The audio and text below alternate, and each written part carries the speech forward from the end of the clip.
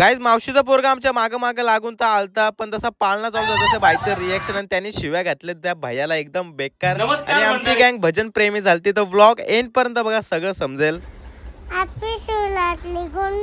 अनुच्या बोलण्यावरून समजलं असेल आज आहे महाशिवरात्री आणि आम्ही आहेत अंबरनाथ मध्ये. मामाने दादाची भजनाची प्रॅक्टिस चालू होती. फ्रेश झालो, खिचडी खाल्ली, काका मस्तपैकी पुलाव बनवते, छास बनवलेले, मम्मीने चंदन लावलं आणि दर्शन केलं. आपला फास्ट नव्हता तर उपवास नव्हता आपला, तर खाल्ला आणि जशी रात्र आली तसं निघालो जत्रेला जायला. पार्ट 1 तुम्ही बघितला नसेल तर आपल्या पेजला जाऊन नक्की बघा. हा आहे पार्ट 2 ने आपल्या ही चौथी राईड. तर आकाश पाळण्यामध्ये एवढी गर्दी होते, अरे बाबाने आपल्याकडे तिकीट होते तर काय विषयच नव्हता.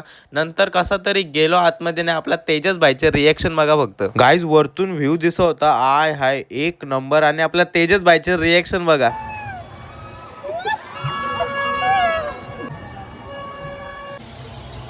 अंकलला शिव्या तर दिल्या मजबूत आणि 5वी राईड होते ना. आम्ही चाललेलो होडीत, तर तेव्हा पण होता तो आमच्या सोबत. थोड्याशा वरती जाऊन बसून तर चालू झालं ना भाई, एकदम डेंजर. व्हिडिओ कसा तरी काढ होतो मी.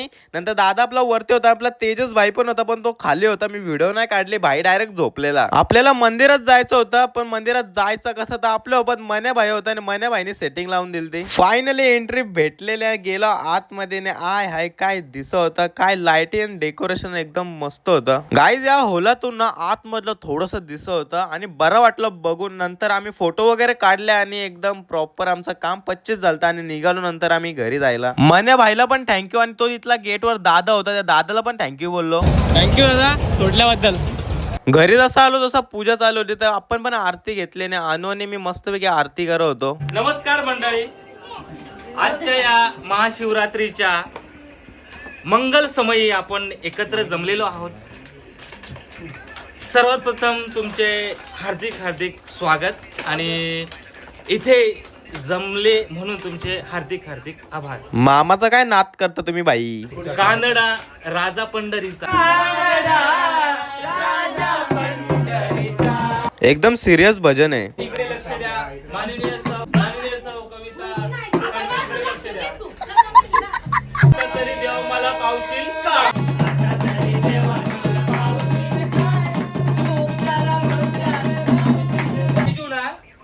शाळेत जायला थोडा कटकट करतो, त्याला ध्यास लागलाय म्हणून.